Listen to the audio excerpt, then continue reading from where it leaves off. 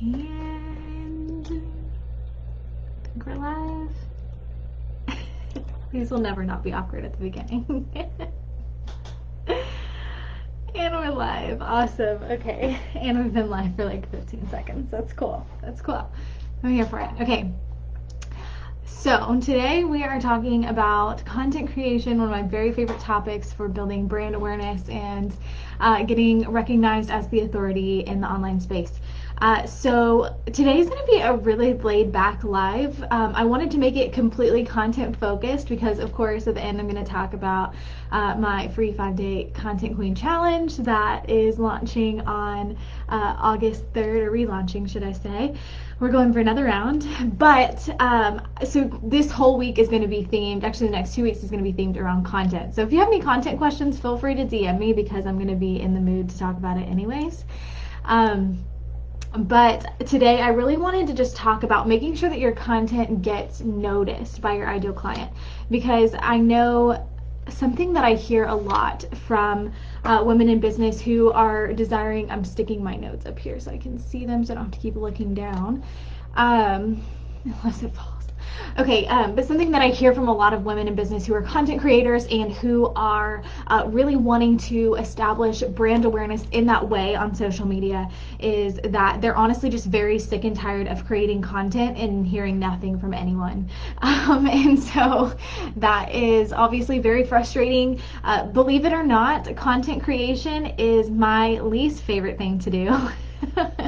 I have to be in like the perfect mindset to create content and to make it really, really good, and I have to just be at like this peak inspiration stage. So it is not something that I don't have to also like strategize around.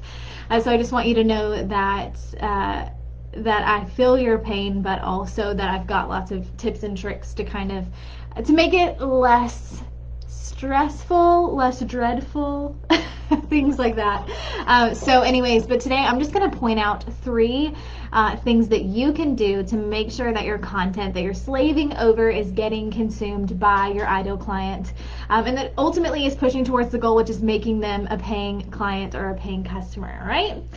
So the first thing is create for your ideal client like you would for a best friend. So first of all, that means that you have to establish your ideal client. That was such a weird word. Let's put it in the dictionary, shall we? You have to establish your ideal client avatar. And if you've not heard me talk about this, let me know below and I will link one of the many ideal client avatar videos. Ideal client avatar is basically a muse for your business, okay? It's like your imaginary business partner friend. So ideal client avatar is what makes your messaging cohesive, because you've got this like imaginary co-creator that you are creating things for. Okay, it's not meant to limit you. It's not meant to limit who you're able to serve with your business. It's seriously just to make sure that your content is cohesive and that it doesn't sound like you're trying to attract every single person in the world with what you do. So create for your ideal client avatar like you're creating for some sort of best friend. So I'm going to use a couple of my friends for example. So I've got 2 really good friends and they're both polar opposites, okay? So one of them is super obsessed with plants right now. Shout out if you're watching. She's super obsessed with plants. She's doing all things plants right now. And so if I run across something that is like a TikTok per se, and it has to do with plants, because I am obsessed with TikTok. Anybody else, let me know if you're obsessed with TikTok. It's like my late night guilty pleasure. But anyways, I will send her TikToks that have to do with plants. A lot of times I barely get it because I'm not a plant lady, but I know it will make her smile and make her laugh. And so I will send that to her. On the flip side, I have another friend who is a fellow business owner, and she does not know anything about plants other than she just appreciates them. And so I send her lots of business owner things, whereas my plant loving friend is not a business owner, and so she would probably not appreciate the funny business memes or stories about run-ins that I have with people on the internet and things like that. So know your audience is basically the moral of this entire first bullet. Create for a certain type of person and keep the rest to yourself, or send it to a friend that will appreciate it.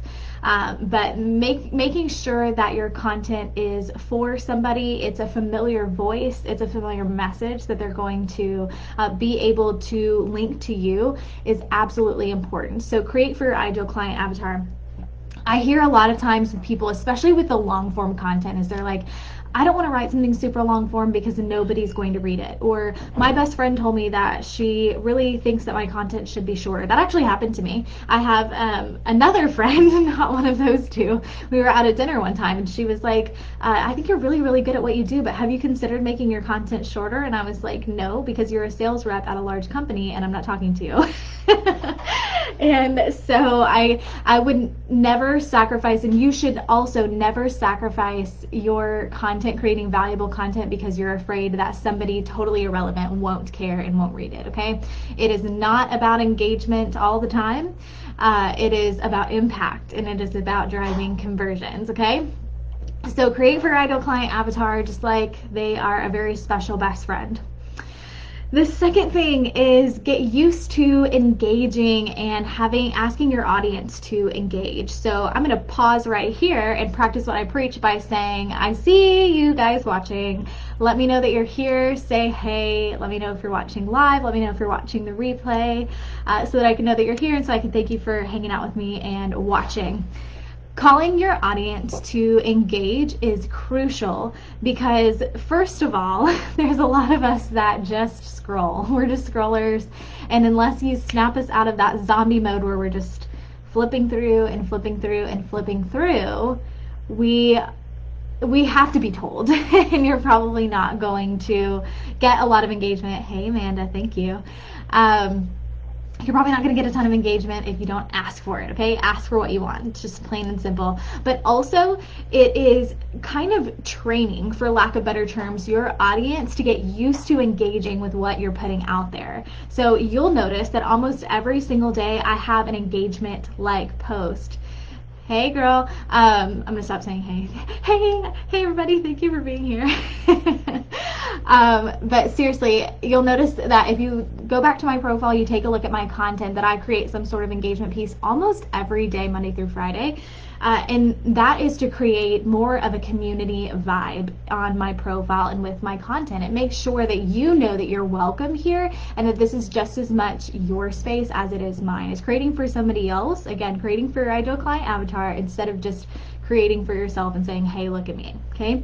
But it's also like, have you ever gone to a party? I know I've gone to parties like this, and I've also hosted parties like this where you walk in and there's like a table and there's some really bomb looking food over on the table, and you're just like, I cannot wait to dig into that. And then like 30-45 minutes go by and nobody has touched the food except for like the flies, and you're just like, it still looks good, but it's probably getting a little like warm or cold or whatever it's not supposed to be, and you're just like wondering, when are we going to get the food? And then the host finally, like an hour later, says, oh, y'all feel free to grab food, it's just like help yourself. And you're like, I wish you would have said something.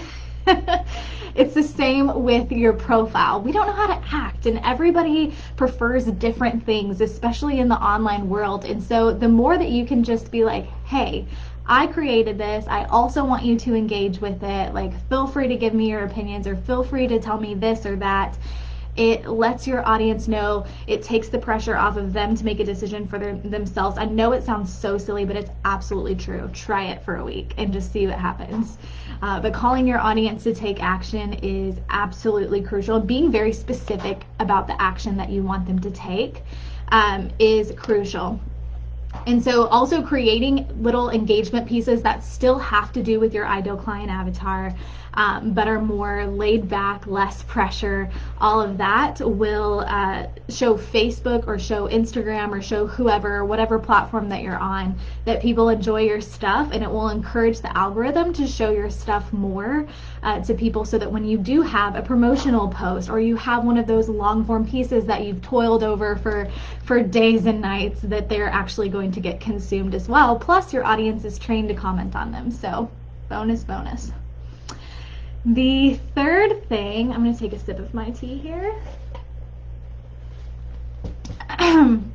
The third thing is make it captivating, okay? So there's some very simple strategies and like little tweaks that you can make to your posts, especially those long form pieces, that will make them less intimidating and more enticing for somebody to look at. So what I'm talking about is, first of all, you've got to get their attention, okay? Because again, most people, I hate to break it to you, most people aren't like just logging on being like, oh, I can't wait to see what Mary said today. Sorry, Mary, I'm going to throw you under the bus because you're watching. Some people might be. I probably am. Like, I can't wait to see what Mary posted today. But most of your like 2,000 friends on Facebook are not actually looking to hear from you, but you will come across their feed. And so you've got like however long it takes for their thumb to go up for you to stop and grab their attention and basically convince them that they need to read whatever it is that you have to offer, whether it be a one-liner quote or a question that they want to engage with, or a novel like what I typically write every day. So, oops, I think okay, good. I was trying to fix my notes and I thought I exited out. Okay, anyways. So that's what you need to do. You need to be disruptive. How disruptive can you be? So for instance, especially with my long form pieces, when I'm writing those, I'll write the body of them first, and I usually write dear and then the name of my ideal client avatar at the top, so it feels more like I'm writing a letter. I can get super, super personal. That was just a bonus tip. But I usually write that, and then once I'm done with the piece, I read it back through, I take out the dear so-and-so, and I replace it with an all caps headline. And I usually ask myself, what is the most disruptive thing that I can say at the beginning of this post so that people will stop and actually want to read it from me? And so if you've seen any of my long form content, you've probably seen some pretty wild headlines, but that's our strategy, is what can we say to grab your attention so that you'll stop and read this piece that you really, really need to read, that's going to be super valuable to you, okay? So how disruptive can you be with your content? How can you make it super enticing so that they have got to stop scrolling and read what you've got to say? Spacing and emojis is huge. So if you have, I'm trying to think if I have an example or something I can show you. I've got this book here. So if you're scrolling on Facebook and you see something that's just like all of these paragraphs, this camera's like backwards, all of these paragraphs like put together, a bunch of tiny words all smushed together, you're probably going to be like, I don't have time for that. But if you have something that's a little bit more spaced out, I don't really have an example other than like this notebook. I mean, of course it's in metallic letters. That would be a really awesome feature for Facebook. But if you see something that's like one word per line, you're actually going to probably consume that, or one sentence per line. It's a lot less intimidating for you, and you're going to be like, oh, okay, I think I can handle this. And then you'll be more enticed, not enticed, more, I'm gonna have to consult the dictionary for that. You'll be more likely to read it, and so will your ideal client, okay? So if you wanna get people's attention, it's very important that your text is not like all scrunched together in paragraph form the way you were taught in English to write, and just space it out, put a lot of those big thick line breaks in the middle so that people feel more like they can handle this big long piece and less like they're about to open a Nicholas Sparks novel, okay? And then also throw in emojis. And I know a lot of people, especially like, 40 and older, are like, oh, I can't use emojis. That's for young people, or people will think that I'm trying to be, half my age. It's not true, okay? First of all, do what you want, because you can.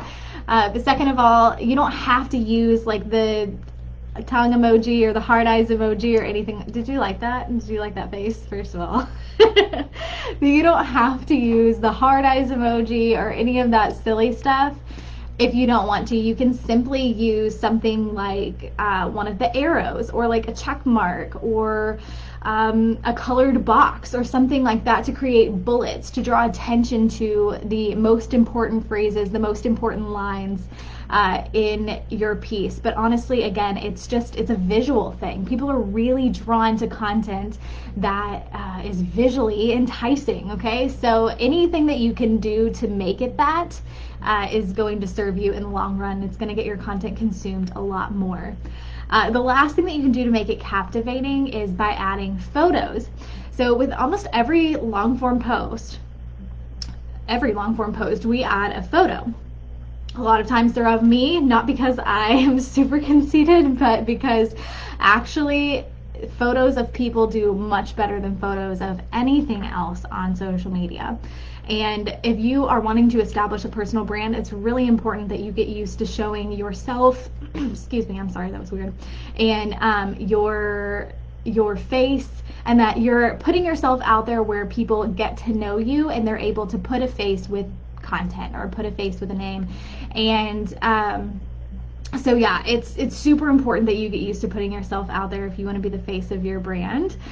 But also, again, they just perform well if we're talking about algorithms. So that's what I've got for you today.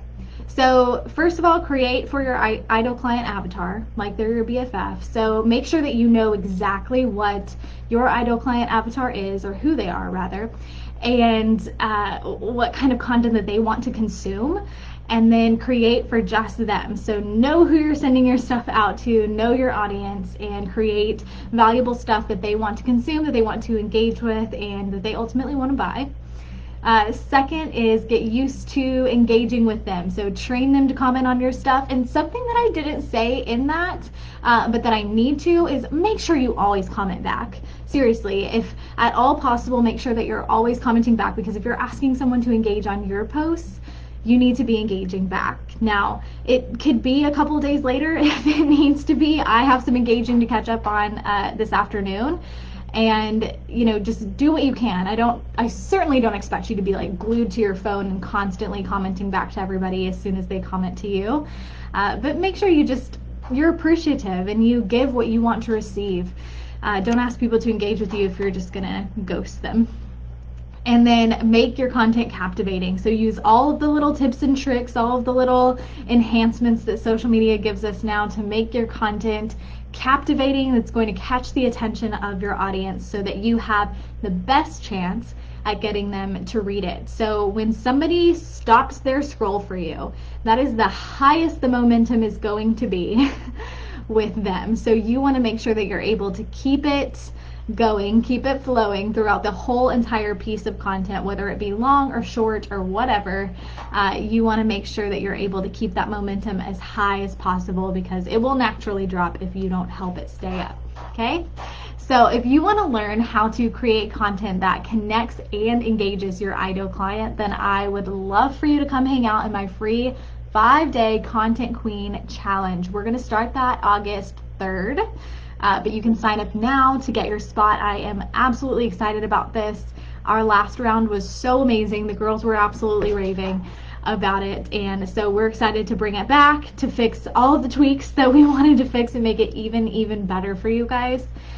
So if you want to sign up for that, you can just go to www.contentwithmac.com, and I'll actually put that in the comments as well. But come hang out with me, sign up, and get registered so that you don't miss out, because we're going to be talking about little things like this, but also big things, how to create an actual content strategy, what sorts of content perform really well on social media, but also the basics that you need to know about your brand to be able to create amazing content. So it's not just here's 50 prompts and good luck. It's from an actual marketing and branding standpoint, how to create content that's going to sell your stuff. So sign up, and thanks for watching. Bye.